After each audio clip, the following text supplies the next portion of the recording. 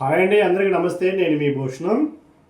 బావా ఇప్పుడే యోక్షణ స్కూల్ నుంచి వచ్చింది. ఓకే, మా ఇద్దరికి ఆకలేస్తుంది. మీరు ఈరోజు అద్రిపోయే ఏదైనా ఫ్రైడ్ రైస్ చేయగలవా ఫాస్ట్గా?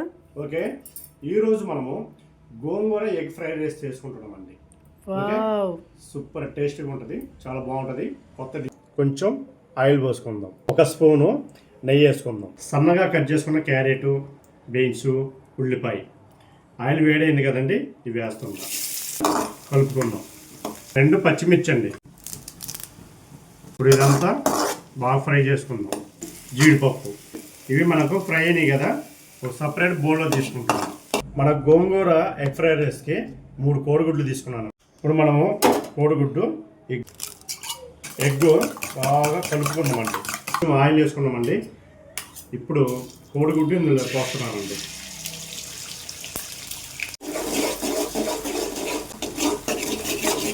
మనం ఎగ్గు వేసాం కదండి, ఇలా ఎగ్ బుజ్జిలాగా మనం కలుపుకున్నాం.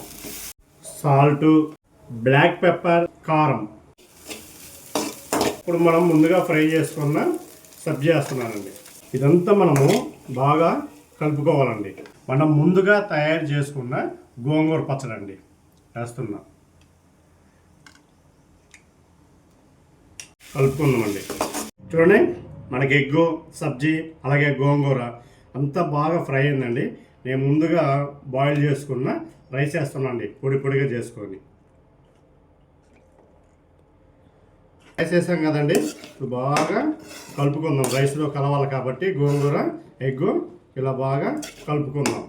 గోంగూర ఎగ్ ఫ్రైడ్ రైస్ రెడీ అయిందండి. ఫైనల్గా కొత్తిమీర వేస్తున్నాం.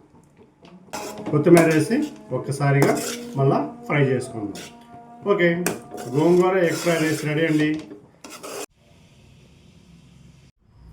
హాయ్ అండి, గోంగూర ఎగ్ ఫ్రైడ్ రైస్ మా వారు 10 నిమిషాల్లో చేసేసారు. ఇప్పుడు స్కూల్ నుంచి వచ్చింది, యోక్షణ టేస్ట్ చేసిద్ది.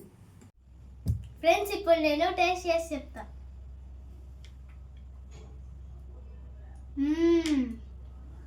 సూపరా యోక్షు?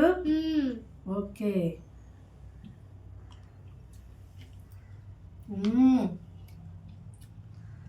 గోంగూర తినే వాళ్ళకి ఇది మంచి రెసిపీ అండి.